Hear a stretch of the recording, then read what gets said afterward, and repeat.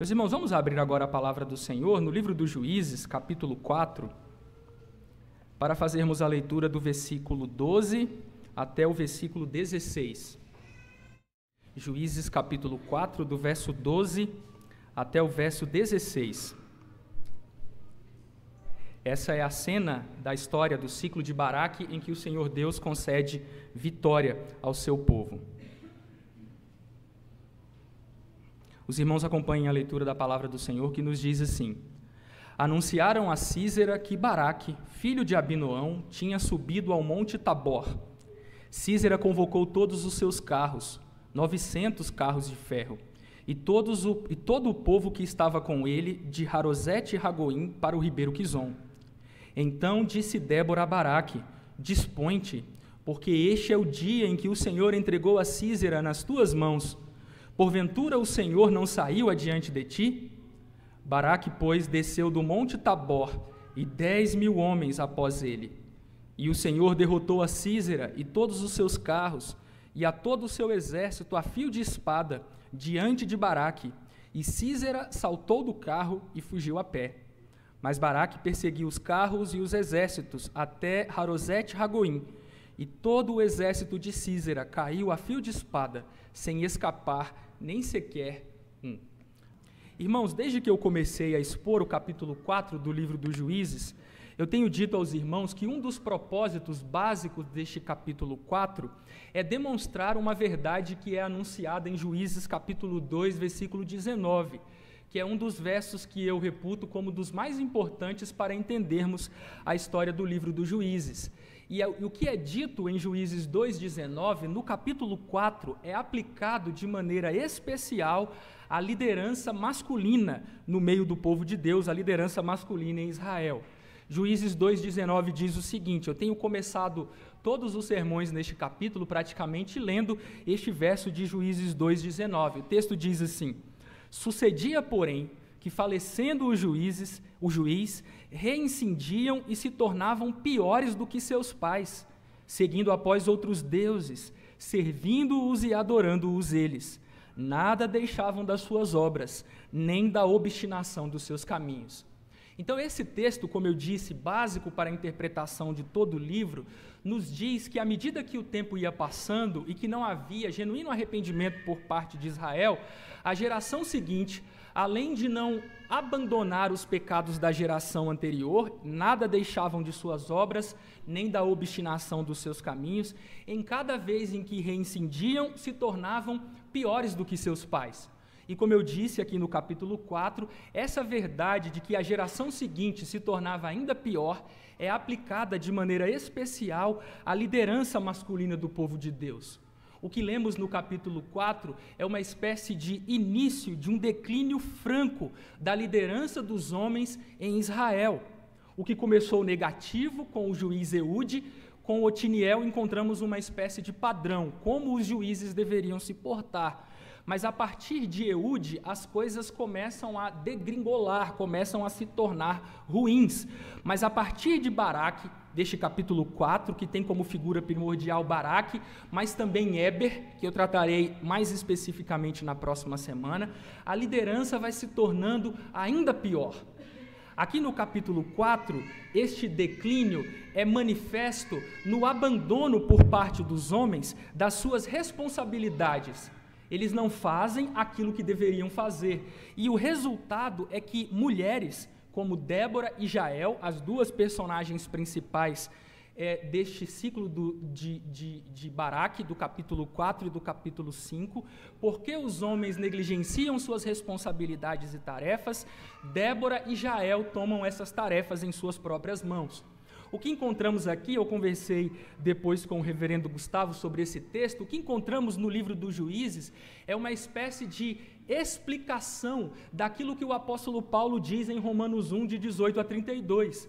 Paulo fala de uma cultura pagã, mas o que encontramos aqui no livro de Israel, de Juízes, é a paganização ou cananização de Israel. O que acontece com os homens? Eles se afastam de Deus, abraçando os ídolos, e isso começa a afetar a sociedade. Os homens deixam de ser homens, passam a agir como efeminados, as mulheres abandonam o uso natural e a cultura e sociedade ficam num verdadeiro caos. É exatamente o que lemos aqui em Juízes. E aqui encontramos uma espécie de início deste declínio. Os homens abandonando suas tarefas, as mulheres assumindo tarefas que não deveriam ser assumidas por elas. E isso até parece uma coisa boa aqui. Não sem razão, o exemplo de Débora é citado por aqueles que defendem a ordenação de mulheres nas igrejas, não é verdade? Um movimento que é chamado feminismo evangélico, por um famoso teólogo americano chamado Wayne Grudem. Então notem que, apesar de tudo o que é dito em favor do que está acontecendo aqui em Juízes 4, eu já disse aos irmãos que essa história não acabará bem, porque os homens começam negligenciando suas tarefas e as mulheres começam a assumir as tarefas que deveriam ser assumidas por homens, as coisas vão piorando em Israel. E no final do livro, o que encontramos? Encontramos mulheres sofrendo atrocidades terríveis, coisas que até os pagãos ficam espantados em ouvir que tem acontecido no meio do povo de Deus. Homens perversos, negligentes, que não amam a Deus, que não lideram de maneira amorosa e servil, que não se submetem à palavra de Deus e que aplicam os mais terríveis flagelos sobre as mulheres para quem deveriam manifestar cuidado. É isso que lemos no livro dos Juízes, e aqui está como que uma espécie de início do declínio, desta degeneração da liderança no meio do povo de Deus. No meio de toda essa confusão e degeneração da sociedade israelita, do povo da aliança, é isso que impressiona. Não estamos falando de uma cultura, de uma nação que habitava em Canaã, estamos falando do povo de Deus. No meio dessa degeneração, o Senhor age em favor de seu povo. Foi isso que vimos no sermão do domingo anterior.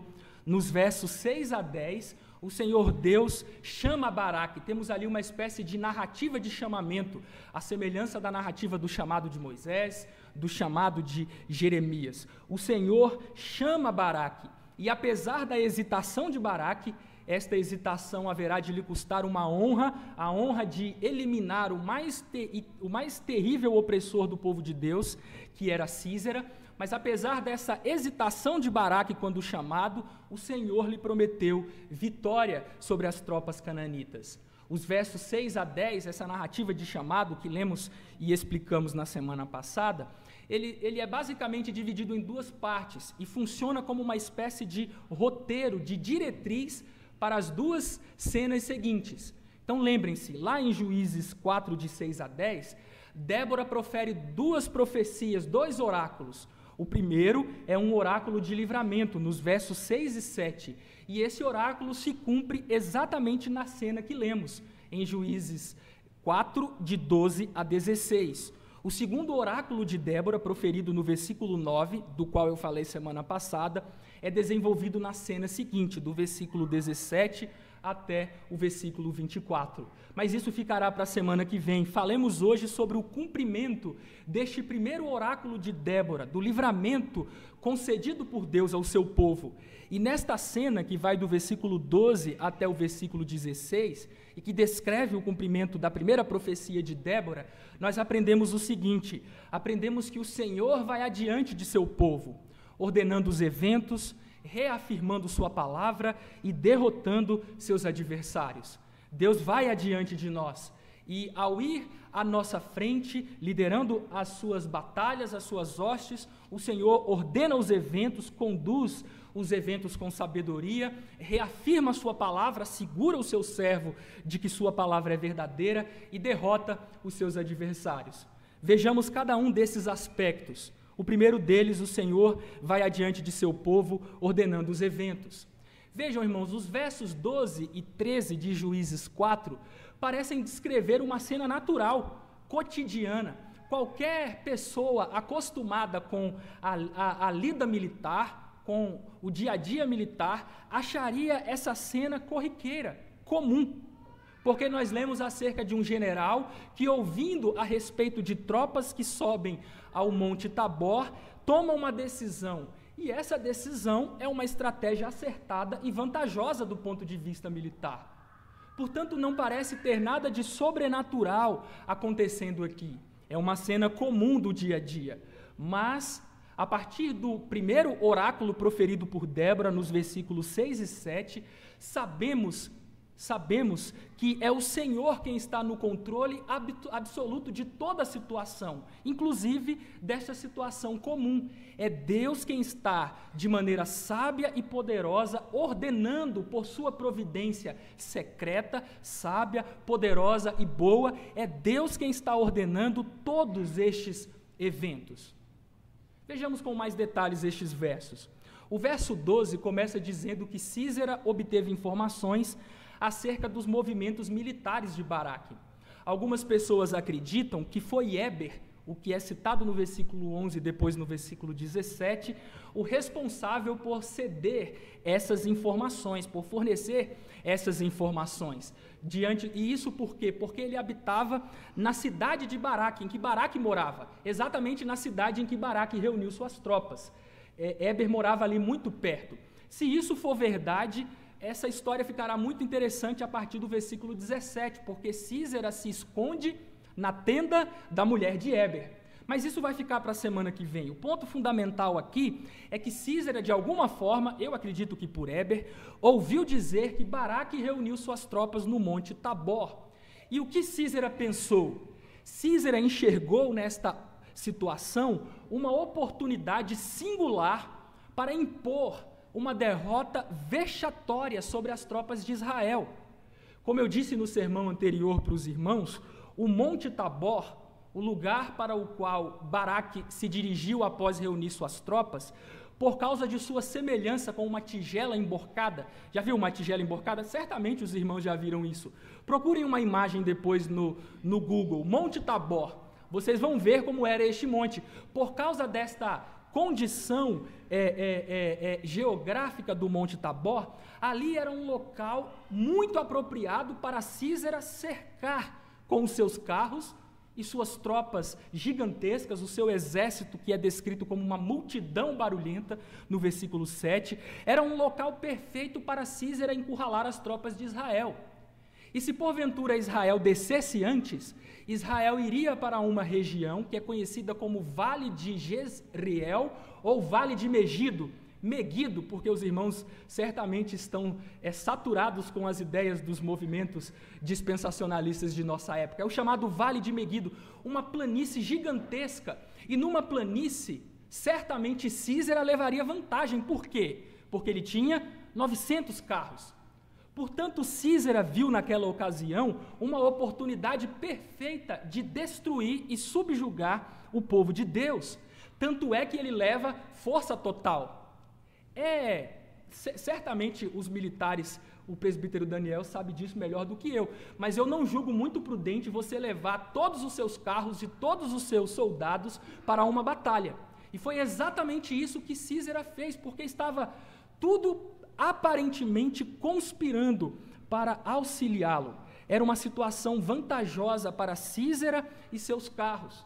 Mas à luz dos versos 6 e 7, essa decisão, que parece ser uma decisão militar apropriada e que conduziria à ruína do povo de Deus, no final das contas é uma obra da providência de Deus. É Deus quem está agindo para emboscar. Deus está preparando uma emboscada para Sísera, para através dessa emboscada conceder livramento ao povo de Deus. Sísera acreditava que arrasaria Israel com sua força e que alcançaria uma vitória total. Mas ao tomar essa decisão militar, no final das contas, Sísera estava caindo numa emboscada, que ao invés de lhe conceder vitória total, haveria de produzir derrota total para o exército de Sísera. Quando Sísera juntou suas tropas e seus carros no ribeiro de Quizon, na região do Vale de Megido, ele estava indo em direção à sua destruição total. E como podemos ter certeza disso? Isso vai ficar para sermões posteriores, mas notem que lá em Juízes capítulo 5, versículo 4, temos uma espécie de descrição dos bastidores, o que estava acontecendo por detrás desta cena aparentemente comum. Nós lemos em Juízes capítulo 5, versículo 4, saindo tu, ó Senhor, de Seir, marchando desde o campo de Edom, a terra estremeceu, os céus gotejaram, sim, até as nuvens gotejaram águas. Aqui temos uma descrição figurada, poética, da vinda do Senhor em favor de seu povo, no episódio que estamos lendo aqui no capítulo 4, e como Deus derrotou as tropas de Císera, mandando uma chuva torrencial. Os céus gotejaram, as nuvens gotejaram águas. Versículo 20, agora do capítulo 5. Por causa dessa tempestade enviada pelo Senhor, o que aconteceu? O ribeiro Quizon o arrastou. Quizon, o ribeiro das batalhas, desde os céus pelejaram as estrelas contra Císera, desde a sua órbita o fizeram. Císera acreditava ir em direção à vitória, mas no final das contas era o próprio Deus quem por sua providência sábia e poderosa conduzia Císera rumo à sua destruição. Todas as carruagens e soldados de Císera pereceram no ribeiro Quizon, o ribeiro das batalhas. O Senhor fez chover torrencialmente, neutralizou a principal vantagem dos cananitas liderados por Císera, os carros de ferro. Na planície, um lugar apropriado e vantajoso para eles, agora todos aqueles carros estão atolados, os homens estão sendo carregados pelas águas, e Deus concede vitória ao seu povo. Aqui, irmãos, aprendemos algo sobre a providência do nosso Deus, sobre a doutrina da providência, sobre o governo soberano de Deus, sobre a história como um todo. Císera fez exatamente o que queria. Ele estava agindo para envergonhar e destruir o povo de Deus. Seus intentos, suas intenções eram perversas, mas havia um poder superior ao de Císera, conduzindo toda a história. Havia uma mão invisível, não a do mercado, mas a da providência. Essa é uma figura secularizada em nossa época. Havia uma mão invisível, a mão da providência de Deus, conduzindo todas as coisas para que o seu povo obtivesse vitória. Nos eventos mais corriqueiros, nos eventos cotidianos, em cenas comuns da vida, o Senhor está agindo para julgar seus adversários por seus pecados e maldades. E o Senhor também está agindo para abençoar seu povo e trazer glória ao seu nome. A nossa confissão de fé diz assim: Deus, o grande Criador, no capítulo 5, na primeira sessão, Deus, o grande Criador de todas as coisas, sustenta, dirige, dispõe e governa todas as criaturas, ações e coisas, desde a maior até a menor, pela sua muito sábia e santa providência. É Deus quem governa a história. É a mão invisível e poderosa da providência do Senhor nosso Deus quem controla todas as coisas, e é exatamente o que aprendemos nestes versos. O Senhor vai adiante do seu povo, ordenando os eventos, dirigindo, dispondo todas as coisas. Mas aprendemos em segundo lugar, no versículo 14, que o Senhor vai adiante de seu povo, reafirmando a palavra. Aqui encontramos um novo oráculo, uma nova profecia enviada pelo Senhor através de Débora. E esta nova profecia é muito semelhante à primeira. Este oráculo de livramento, aqui do versículo 14, é muito semelhante ao oráculo de livramento apresentados nos versículos 6 a 8. O que lemos lá no verso 6 a 8 de maneira resumida? O Senhor dá um comando, apresenta promessas e Baraque responde. E o que encontramos aqui no versículo 14? A mesma coisa. O Senhor dá um comando, apresenta promessas e Baraque responde. Vejam como isso se desenrola aqui no versículo 14. Primeiro, o comando. Olhem o que Deus diz logo no início, através de Débora a Baraque. Então disse Débora a Baraque: dispõe-te, dispõe-te. O Senhor Deus deu uma ordem a Baraque, a ordem de liderar os seus homens em direção à batalha. Agora, isso é interessante. Este mesmo verbo é usado no capítulo 4, versículo 9, para se referir a Débora. Ali no versículo 9 ele é traduzido assim: saiu Débora. E Débora saiu e foi com Baraque. Agora é Débora quem conclama a Baraque a dispor-se, a se levantar, tal qual ela havia se levantado anteriormente. O que eu entendo, irmãos, é que ao usar o verbo no versículo 9 e agora no versículo 14, o narrador está mostrando para nós que Baraque era um líder hesitante, relutante. Infelizmente, ele precisava sempre de um impulso feminino para seguir adiante. Isso não é um bom sinal. Conforme isso vai se desenrolando no livro, os homens, quando omissos, acabam por se tornar irresponsáveis e depois destrutivos para as mulheres. Aqui nós estamos apenas no início, mas essa é a ordem: dispõe-te, levanta-te, conduze as forças, as tropas para a batalha. Depois de apresentar o comando, Deus oferece uma promessa, na sequência do versículo 14: porque este é o dia em que o Senhor entregou a Sísera nas tuas mãos. Porventura o Senhor não saiu adiante de ti? Aqui encontramos a promessa. E a promessa é dada em duas expressões, de duas formas. A primeira: este é o dia em que o Senhor entregou a Sísera nas tuas mãos. Esta expressão, entregar nas mãos, ou dar nas mãos, é especialmente usada no livro dos Juízes para demonstrar uma verdade fundamental da palavra de Deus. Quem concede vitória é o Senhor. A vitória na batalha não depende da habilidade, da estratégia, do gênio militar. Vitória ou derrota estão nas mãos de Deus. É Deus quem entrega os adversários nas mãos de seu povo. E da mesma maneira, é Deus quem entrega o seu povo nas mãos dos adversários quando eles estão pecando. É isso que lemos lá em Juízes capítulo 2, do versículo 14 ao versículo 16. Por causa do pecado, Deus os entregava nas mãos dos seus adversários. Mas quando confiavam em Deus, o Senhor entregava os adversários nas mãos de seu povo. Lemos em Juízes 1, versículo 2. Respondeu o Senhor: Judá subirá, eis que nas suas mãos entreguei a terra. Deus concedeu vitória. Depois no versículo 4, Judá subiu e o Senhor lhe entregou nas mãos os cananeus e os ferezeus. Este verbo, portanto, nos ensina essa verdade. Nas batalhas que enfrentamos, e hoje a batalha dos crentes é espiritual, contra potestades, contra o pecado, contra o mundo e contra Satanás, o príncipe deste mundo. Nestas batalhas alcançamos vitória quando o Senhor nos entrega os nossos inimigos em nossas mãos.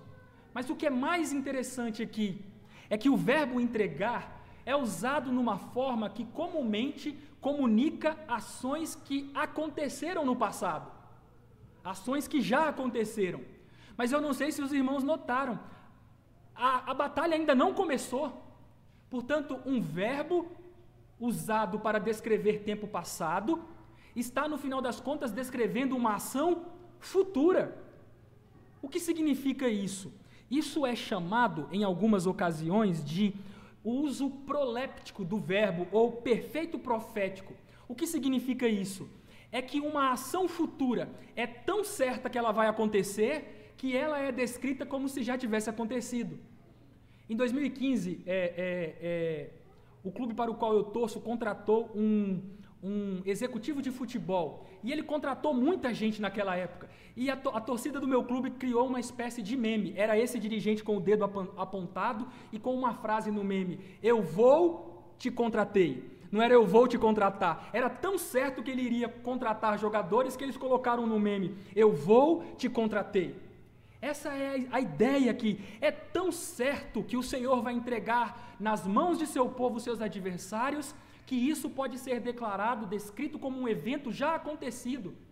Na língua grega isso também acontece. Os irmãos devem se recordar de Romanos capítulo 8, versículo 30, que nos é dito que aos que Deus conheceu de antemão, a estes também chamou, a estes também justificou, e a estes também glorificou. Nós já somos glorificados, irmãos? Não, mas isso é tão certo. É tão certo que este terrível inimigo, que é a corrupção do nosso corpo, será vencido, porque Deus nos dará um corpo semelhante ao corpo glorificado do nosso Senhor Jesus Cristo, que isso pode ser descrito como um fato que já aconteceu. O Senhor entregou nas mãos do seu povo os seus adversários. Mas notem que lemos também aqui no versículo 14: porventura o Senhor não saiu adiante de ti? O Senhor não vai à sua frente? Essa é uma ideia, é uma figura muito interessante. Quando eu assisto filmes de guerra do passado, nem tanto, mas os filmes de guerra do presente, onde estão os generais? Onde estão os líderes do exército? Estão no fronte da batalha? Um tempo desse eu assisti um filme, acho que é no fronte da batalha, não sei, é um filme descrevendo a Primeira Guerra Mundial, e aqueles jovens todos morrendo, com dificuldades, com fome, com pouco alimento, e onde estavam os generais? Encastelados, comendo muito bem, fartando-se, na retaguarda, muito na retaguarda, longe da batalha. Mas notem que o Senhor é descrito não como um líder que fica distante, vendo os seus soldados lutando ao sabor das circunstâncias, morrendo e sendo feridos. Não, Deus é aquele que vai adiante, que está na vanguarda, na linha de frente, no fronte da batalha. Ele é o Senhor dos exércitos do seu povo, como diz Davi ao gigante, o Senhor dos exércitos, o Deus dos exércitos de Israel, e ele não vai na retaguarda, ele vai à frente, liderando as tropas e alcançando vitória. Esse é o papel do Senhor. Ele é um guerreiro poderoso que vai adiante de seu povo, que o lidera na linha de frente em direção à vitória. Essa é a promessa. O Senhor vai entregar os seus inimigos, porque Ele mesmo vai adiante de vocês. E aí o que acontece? Nós encontramos a resposta de Baraque. O que Baraque faz? Nós lemos no texto: Baraque, pois, desceu do monte Tabor, e 10.000 homens após ele. Sabe o que eu acho interessante aqui, irmãos? É que na primeira vez em que Baraque ouviu a promessa, como ele respondeu? Baraque falou. E a gente tem que entender uma coisa: é muito importante que diante da palavra de Deus nos calemos. Se abrirmos os nossos lábios, que seja para louvor, nunca para questionamento. O que Baraque faz no versículo 8? Ele questiona, impõe condições à palavra de Deus. Se fores comigo, Débora, irei. Se não fores, não irei. Mas agora Baraque se cala e simplesmente obedece à palavra de Deus. Esse é um ato de fé. Baraque era um homem hesitante, mas Baraque era um homem crente. Vejam, irmãos, Baraque não está enfrentando um inimigo qualquer, mas um inimigo numeroso, feroz.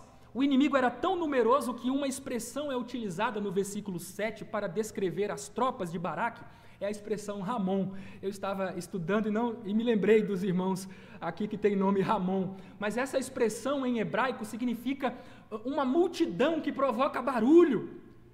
Era uma multidão gigantesca. Eu não sei se vocês já passaram por isso, você está se aproximando de uma multidão. Quando eu fui a um estádio eu percebi isso. À medida que eu me aproximava, o barulho era estrondoso. Era uma multidão feroz, bem preparada e equipada para a batalha. Eles tinham 900 carros de ferro. É como se você fosse para uma guerra a semelhança das guerras de trincheira, e você fosse enfrentar 900 tanques de guerra com pedras e paus na mão. É isso que Baraque está fazendo. Era um inimigo poderoso. E quem eram Baraque e seus homens?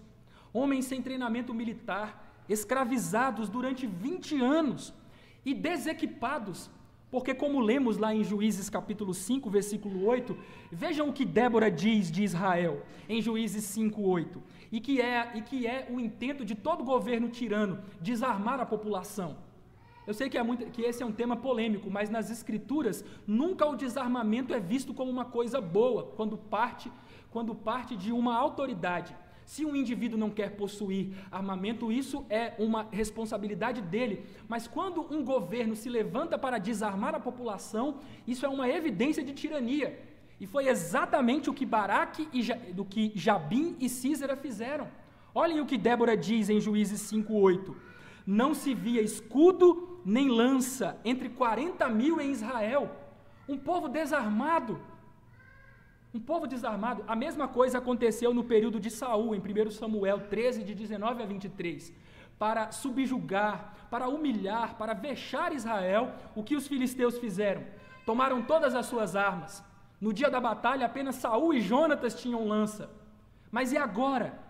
Entre 40.000 não havia escudo nem lança. Um povo desequipado, desarmado, e mesmo assim, Baraque desce do Monte Tabor em direção à batalha, em direção aos adversários. É como se Baraque não falou. Vejam, irmãos, que coisa bonita. Mesmo quando a fé silencia, ela fala muito alto. Porque Baraque nada falou aqui, mas é como se Baraque estivesse dizendo: é impossível que eu vença Sísera com as minhas tropas, com esses 10.000 homens, mas eu creio que o Senhor me concederá a vitória. Isso é um ato de fé. Isso é um ato de fé. Sem condições, Baraque crê e obedece. E aqui aprendemos uma verdade fundamental. Diante da palavra de Deus, se abrirmos os nossos lábios, que seja para louvor, nunca para questionamento, para imposição de condições. Há muitos crentes que fazem isso, ouvem a palavra de Deus e dizem: eu não quero me submeter a isso. Ou talvez, para não parecer tão aberta a sua revolta, esse pastor está louco, o que ele está falando é mentira. Meus irmãos, diante da palavra de Deus, o que se demanda de nós é fé e obediência. Fé e obediência. Mais uma vez, nossa confissão de fé, no capítulo sobre a fé verdadeira, diz o seguinte: como a fé se evidencia? Qual é a característica básica da fé verdadeira? Ela diz: por esta fé, a fé verdadeira, que é uma graça de Deus, o cristão crê ser verdade tudo o que é revelado na palavra, por causa da autoridade de Deus mesmo falando nela. Ele também responde de forma diferente sobre o que cada passagem particular dela contém, prestando obediência aos mandamentos, tremendo ante as promessas, as ameaças, e abraçando as promessas de Deus para esta vida e a que há de vir. Meus irmãos, quando ouvimos a palavra de Deus, devemos crer que ela é a verdade, sem condições, sem reservas. Os servos de Deus são aqueles que andam por fé, não por vista. Mas muitas vezes somos como o Baraque do verso 8. Eu quero andar por fé, mas eu quero um pouquinho de vista. Mas não, meus irmãos, os crentes são aqueles que andam pela fé. O importante historiador francês, que esteve no Brasil e foi professor na Universidade de São Paulo, Émile Leonard, disse o seguinte a respeito do cristão reformado, e ele reflete a partir do símbolo do calvinismo, o símbolo da fé reformada, que é o coração numa mão estendida como se estivesse sendo oferecido para Deus, e o lema pronta e sincera, que é resumido: meu coração entrego a ti, pronta e sinceramente. E ele resume o homem reformado da seguinte maneira: o símbolo adotado mais tarde, um coração em uma mão estendida oferecido a Deus, e o lema, pronta e sinceramente, bem expressa não somente pelo seu comportamento neste momento capital, mas também o que é exigido dos seus seguidores. O que é exigido dos reformados? Na verdade, o que é exigido de todo crente que ouve a palavra de Deus? Uma vez reconhecida a verdade, deve-se segui-la sem hesitação, pronta e incondicionalmente, sinceramente. Uma vez reconhecida a verdade, deve-se segui-la sem hesitação e incondicionalmente. Diante da palavra de Deus, os crentes dizem: Senhor, é difícil o que o Senhor está me dizendo. Parece estranho o Senhor me mandar para um monte em que eu posso ser encurralado e morto. Mas o meu coração entrego a Ti, pronta e sinceramente. É assim que um crente deve reagir diante da palavra de Deus. Não com dúvidas, com hesitações, com condições. Se fores comigo, irei. Se não fores, não irei. Mas com disposição de fé e obediência. É assim que Baraque responde à promessa de Deus, à palavra de Deus que lhe foi reafirmada. Mas encontramos, por fim, uma última verdade nesse texto, nos versos 15 e 16. O Senhor vai adiante do seu povo, derrotando seus adversários. O cenário está colocado. De um lado, descendo do Monte Tabor, aqueles homens comuns, com armas inapropriadas para a batalha, 10.000 homens liderados por Baraque, e do outro lado Císera, com seu gigantesco exército e os seus 900 carros de ferro. O que vai acontecer? Gera uma tensão, não é verdade, irmãos? Todo mundo fica tenso, mas depois de suspense e expectativas, dos dois exércitos formados, exército de um lado e um pequeno bando do outro, o que acontece? Simples, o autor resume: o Senhor derrotou a Císera e todos os seus carros e todo o seu exército a fio de espada. Parece um anticlímax, não é verdade? Isso me lembra, eu já falei para algumas pessoas sobre aquele filme das Crônicas de Nárnia, O Leão, a Feiticeira e o Guarda-Roupa. A batalha entre as tropas da feiticeira e das tropas do leão é descrita num período muito longo, é boa parte do filme, mas no livro está em 2 parágrafos. Na verdade, em poucas frases, nem o parágrafo inteiro fala daquilo. É interessante que o último capítulo do livro é aberto com essas palavras: o leão, a feiticeira e o guarda-roupa. Alguns minutos depois, a batalha terminava. Essa é a sensação que eu tenho quando leio esse texto. Instantes depois, a batalha terminou. Por que é uma declaração tão resumida? Talvez fiquemos empolgados. Agora Baraque vai descer a espada em alguém ou dar uma pedrada na cabeça de alguém, mas não é isso que acontece. Simplesmente o Senhor derrotou a Císera. Por que uma declaração tão resumida? Simples, meus irmãos, para demonstrar a grandeza incomparável do Senhor, que é homem de guerra. Senhor é o seu nome. Os numerosos carros de Císera, seu exército, que era uma tropa, uma multidão barulhenta. Isso pode amedrontar os homens, mas tais coisas não são páreos para Deus. Este exército, estes carros não são páreos para Deus. Deus derrotou, e a ideia do verbo derrotar aqui é de desnortear, é de alvorotar, é de causar pânico, como se você chegasse num lugar e acendesse a luz e fosse um covil de baratas e todo mundo sai desesperado em pânico. Foi isso que aconteceu. Deus desnorteou aquele exército. Esse verbo é usado em algumas, o verbo derrotar, traduzido aqui por derrotar, não é um verbo comum. É um verbo utilizado nas Escrituras em circunstâncias em que Deus agiu de maneira sobrenatural em favor de seu povo. É usado na batalha contra os egípcios, quando é dito que na vigília da manhã, lá em Êxodo capítulo 14, 24, na coluna de fogo e de nuvem, o Senhor viu o acampamento dos egípcios e alvorotou, desnorteou, causou pânico no acampamento dos egípcios. A mesma coisa na batalha de Josué, quando Josué clama para que o sol e a lua se detivessem no vale de Aijalon. E o que é dito lá em Josué capítulo 10, versículo 10? O Senhor os conturbou, é o verbo derrotar. Deus causou pânico, conturbação, aterrou aqueles indivíduos.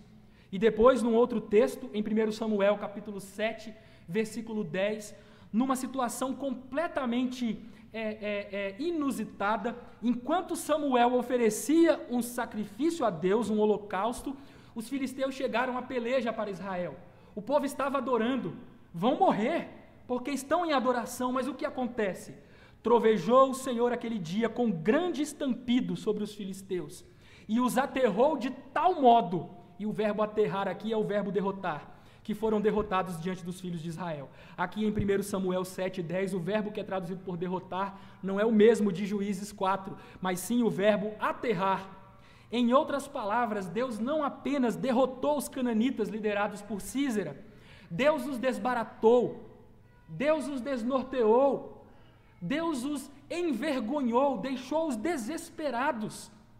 O que eles queriam fazer com Israel, e tinham poder para tal, foi-lhes feito pelo Senhor, que era mais poderoso do que eles. E o que é interessante nesses versos 15 e 16, é que o autor faz questão de mostrar que Deus é o responsável por conceder vitória ao seu povo. Ele não quer deixar dúvidas de que a vitória na batalha pertence ao Senhor. Ele já havia prometido isso nos versículos 6 e 7. Mas aqui, no versículo 14 especialmente, ele quer deixar claro que a vitória pertence ao Senhor. E ele faz isso de algumas maneiras. Vejam, primeiro, de maneira explícita. Ele começa o versículo 14 dizendo: o Senhor derrotou Císera e todos os seus carros e a todo o seu exército. Deus derrotou, está claro. Mas ele diz em segundo lugar que Deus os derrotou diante de Baraque. Notaram aí? Diante de Baraque. Meus irmãos, eu não sei se vocês sabem, mas a palavra que é traduzida aqui por diante é a mesma palavra que no verso anterior, no versículo 14, é traduzida da seguinte maneira: o Senhor saiu adiante, na sua frente. É a mesma preposição. E eu acredito que deveríamos preservar o sentido do versículo 14. O Senhor derrotou a Císera e todos os seus carros e todo o seu exército adiante de Baraque, na frente de Baraque. O papel de Baraque era semelhante ao papel daqueles soldados. Não sei se os irmãos já viram cenas de guerra. Quando a batalha acabou, o que fazem alguns soldados do exército vencedor? Eles passam no meio daquele cenário de batalha, campo de batalha, procurando aqueles que estão feridos de morte, mas que ainda não morreram. O que eles fazem? Eles terminam o serviço, não é verdade? Já viram isso? A batalha acabou, o exército venceu, mas passam aqueles soldados terminando o serviço. Esse é o papel de Baraque. Deus foi adiante de Baraque e causou destruição. Baraque foi apenas atrás, terminando o serviço. O Senhor fez adiante de Baraque. O Senhor derrotou os exércitos de Císera adiante de Baraque, indo à frente dele. Baraque foi atrás, apenas vendo o estrago e conferindo se tinha ficado algum morto, algum vivo para trás. E o que acontece? Essa é a tarefa de Baraque no versículo 14, é perseguir aqueles que estão sendo derrotados pelo Senhor. E por fim, é dito que, há uma informação interessante, é dito que Císera desceu do carro e fugiu a pé. Veja, irmãos, essa informação parece sem sentido, não é verdade? Preste bem atenção, se você está numa perseguição, se alguém está perseguindo você a pé, e você está num carro veloz, que atinge em 2 ou 3 segundos 0 a 100, você desce do carro para fugir correndo?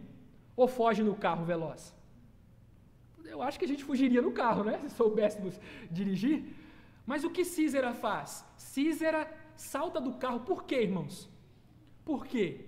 Nós descobriremos a resposta no capítulo 5. Porque Deus fez chover. A vitória não foi dada, não foi alcançada pelo poder de Baraque. A vitória foi um ato sobrenatural do Senhor. Ele atolou o carro de Císera. Foi por isso que Císera fugiu a pé. Deus concede vitória ao seu povo. O Senhor é homem de guerra. Senhor é o seu nome. A tua destra, ó Senhor, é gloriosa em poder. A tua destra, ó Senhor, despedaça o inimigo. É Deus quem nos concede vitória contra os adversários mais terríveis que temos, tal qual concedeu a Baraque. Mas vejam, meus irmãos, concluindo aqui para algumas aplicações, vejam que nesta parte do texto encontramos o cumprimento do primeiro oráculo de Débora. O Senhor vai te conceder a vitória. Mas Baraque hesitou no primeiro momento, e Deus lhe entregou um segundo oráculo. Você não terá a honra de matar Císera. Eu acho que Baraque estava pensando que Deus, será que o Senhor vai cumprir essa? Porque ele sai correndo atrás de Císera e vai até a cidade de Císera, em Arosete Agoim. Ele vai até lá. Mas, meus irmãos, o Senhor é fiel para cumprir todas as suas palavras, suas promessas e suas ameaças. E a verdadeira fé é aquela que abraça as promessas e que treme diante das ameaças de Deus. Císera escapou. A honra de derrotar aquele perverso, abusador do povo de Deus e especialmente das mulheres, como veremos adiante, não pertenceria a Baraque. O Senhor entregaria a Císera nas mãos de uma mulher. É o que eu falarei para os irmãos no próximo sermão. Mas deixe-me terminar com algumas aplicações. A primeira delas, meus irmãos, a descrição de Deus indo adiante de seu povo e o liderando da vanguarda, da linha de frente, aponta para Cristo.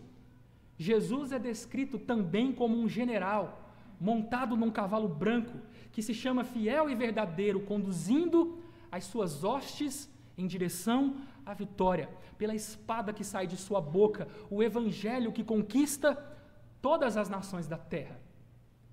Lá em Apocalipse capítulo 19, é isso que lemos, a partir do versículo 13 nos é dito o seguinte, que este poderoso cavaleiro, general de guerra, está vestido com um manto tinto de sangue, e o seu nome se chama o Verbo de Deus, e seguiam-no.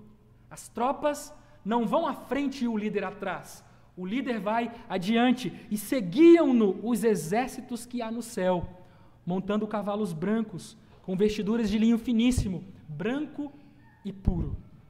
Essa descrição de um exército que dos céus acompanha este poderoso guerreiro é uma descrição da igreja, que é descrita em Apocalipse dos anjos, mas também da igreja, que é descrita em Apocalipse como tendo vestes de linho finíssimo, branco e puro. É Jesus, meus irmãos, é Jesus, o Deus encarnado, que nos lidera em nossas batalhas em direção à vitória.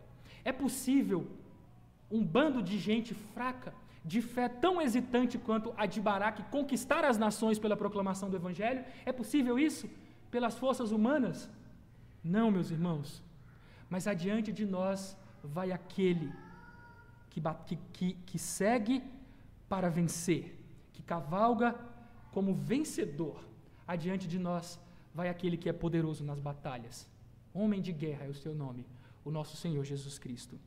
Uma segunda aplicação é que Deus, tal qual fez com Baraque, também nos manda subir a um monte. A Baraque, Deus ordenou que subisse ao monte Tabor, e aquilo parecia muito estranho, lembrem-se disso. Ir ao monte Tabor era uma decisão, aparentemente, da perspectiva humana, insensata.